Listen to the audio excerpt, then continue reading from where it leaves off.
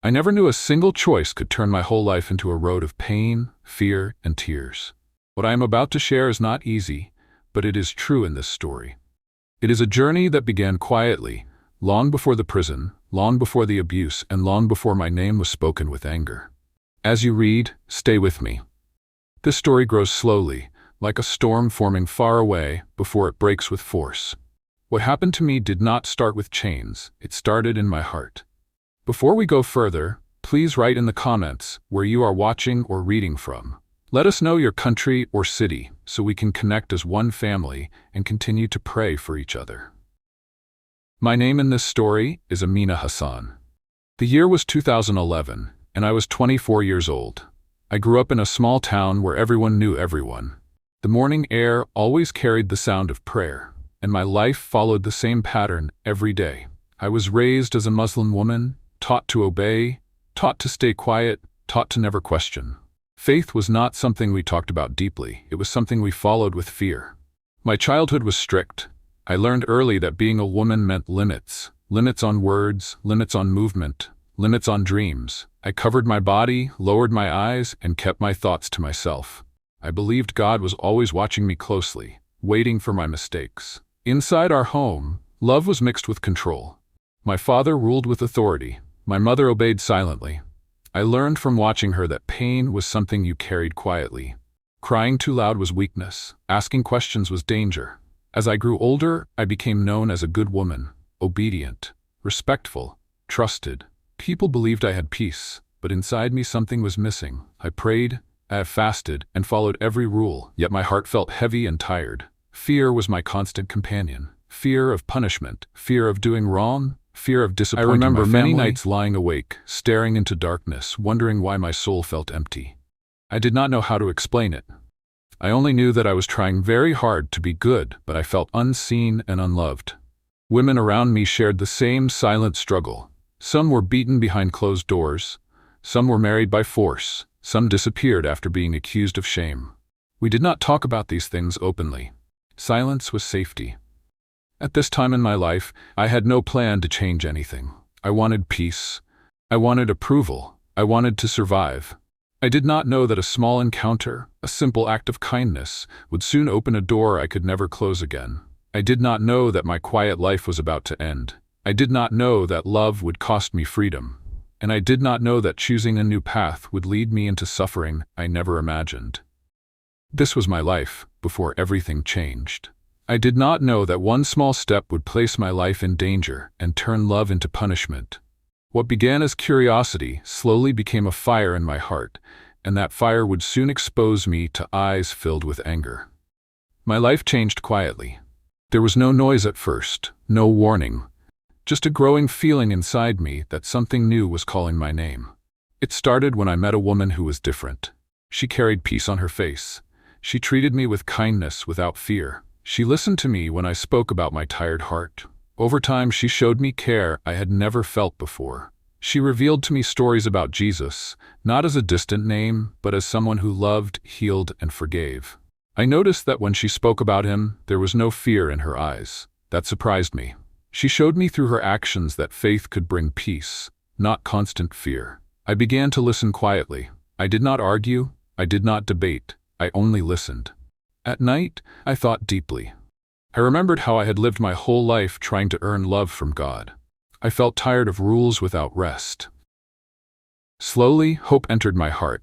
I began to believe that Jesus was real and alive. This belief did not come from noise. It came from calm moments, silent tears, and deep thinking. As my heart changed, my life became dangerous. I started acting differently without knowing. I became softer. I became less afraid. People noticed. My family noticed. My prayers changed. My silence grew. My eyes carried a light I did not have before. One day, my brother followed me. He watched where I went. He saw who I met. Later, he revealed my secret to my father. Fear entered our house like a dark cloud. The air became heavy. No one smiled anymore. That night, my father's face was hard. He showed me anger without words.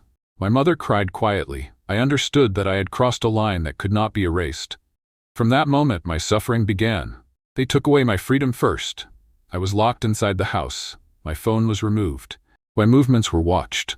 Food became less. Sleep became difficult. They believed pain could remove faith from my heart. Then the abuse started. I was beaten for hours until my body shook. My head was pushed down in shame. I was called names meant to break my spirit. Each blow carried hatred. They wanted me to return to who I was before. They showed me no mercy. I was dragged by my clothes. I was denied water. I was left alone in darkness. At times I felt my body weaken, but my heart refused to let go. In the silence of pain, I felt strength rise inside me. Later, men came to take me away. They tied my hands. They covered my face. I was thrown into a vehicle like I was nothing. I did not know where they were taking me. I only knew my life was no longer my own. This was not just rejection. This was persecution.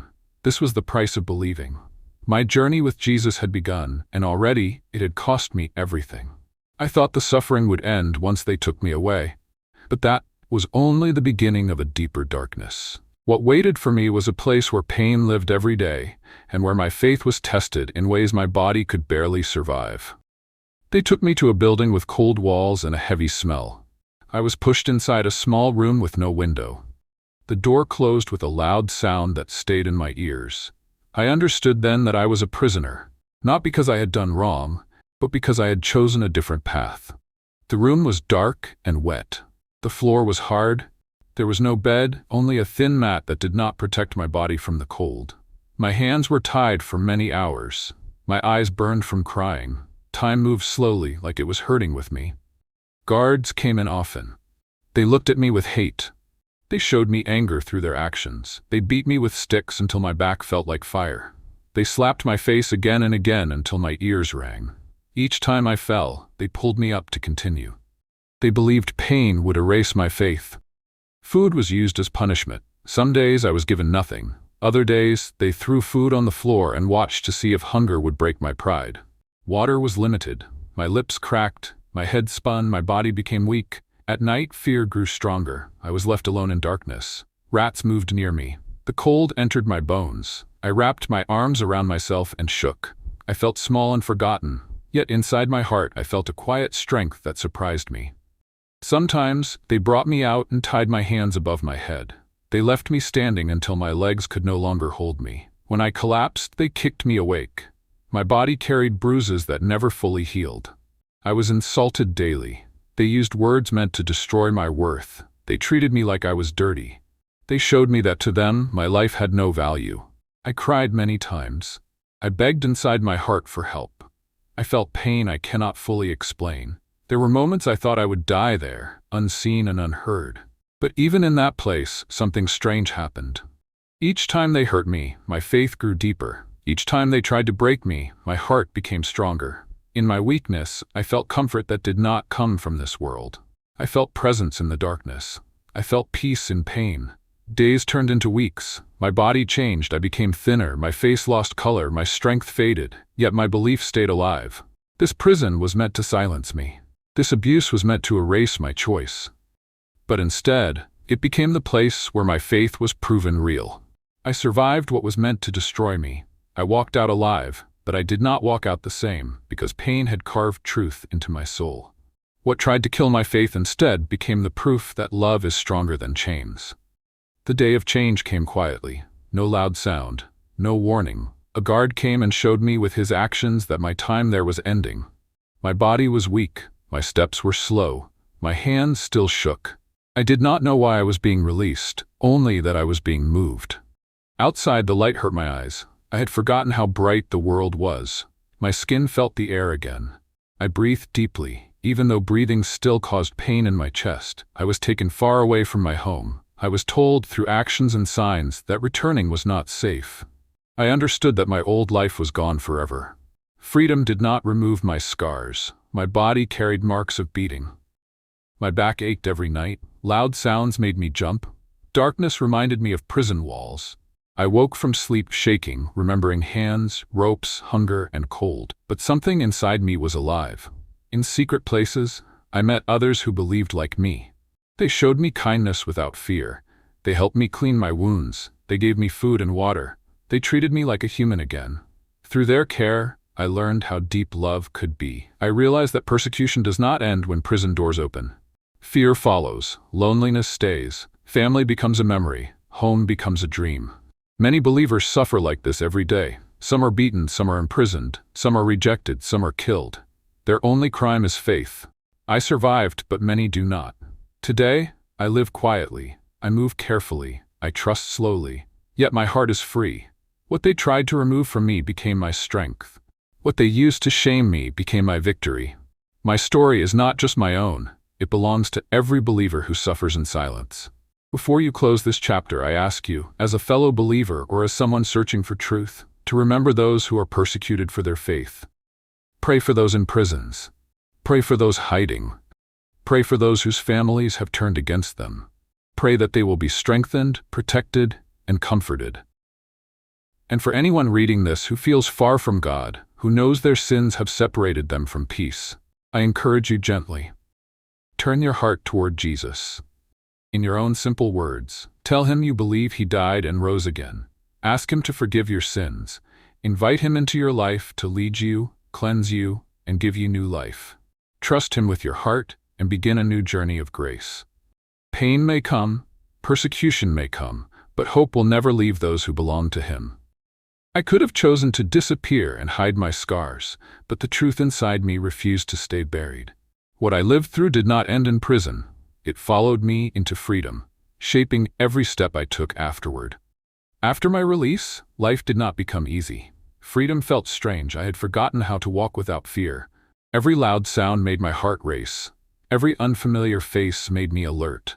My body was free, but my mind still carried the prison with it. I lived in safe places, always moving, never staying long.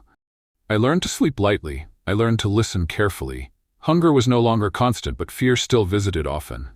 Some nights, memories returned like shadows. I saw dark rooms. I felt pain again. I woke up shaking and crying quietly so no one would hear. Healing was slow. People helped me, but trust did not come easily. Kindness felt unfamiliar. Gentle words confused me. I had lived too long in pain to believe safety could last. Still, day by day, my heart softened. My wounds began to close. My strength slowly returned. I met others like me. Some had been beaten worse. Some had lost parents. Some had watched their children taken away. Some were still searching for missing family members. When I listened to them, I realized my story was only one among many. Persecution was not rare. It was happening everywhere, quietly, away from the world's attention. I saw young believers hiding their faith. I saw mothers crying in secret. I saw fathers broken by loss. I felt their pain because it lived inside me too. I shared my story carefully. I showed them that survival was possible. I helped them understand that they were not weak for feeling pain. I learned that faith does not remove suffering. Sometimes it invites it. But faith also brings meaning. It brings courage. It brings hope that does not depend on comfort. Over time, I understood why my life was spared. I was not saved only to live. I was saved to speak. Even when my voice shook, even when fear returned, I chose to speak. Silence would have helped the oppressors. Truth was my resistance. Today, I still live carefully. I still carry scars. Some wounds will never fully heal. But my heart is strong. I no longer feel ashamed. What was meant to destroy me became my testimony. Persecution is real. It is painful. It is cruel. It steals safety and breaks families. Yet it cannot destroy faith that is rooted deep in love. The world needs to know that believers are suffering, not because they are criminals, but because they chose faith. If you are reading this and you are a Christian, I ask you with all my heart to pray for those who are persecuted across the world. Pray for those in prison cells tonight. Pray for those hiding in fear. Pray for those whose families have rejected them. Pray for strength, protection, comfort, and hope. And if you are reading this and you know your heart is far from God, if you feel the weight of sin, fear, or guilt, I encourage you gently, turn your heart toward Jesus. In simple words, tell him you believe he died and rose again. Ask him to forgive your sins. Invite him into your life to lead you, change you, and give you new life. Trust him and begin again. My journey started in silence. It passed through pain and persecution, but it ends with purpose. I was imprisoned, but I was not forgotten. I was abused, but I was not destroyed. And my voice, shaped by suffering and strengthened by faith, will never be silent.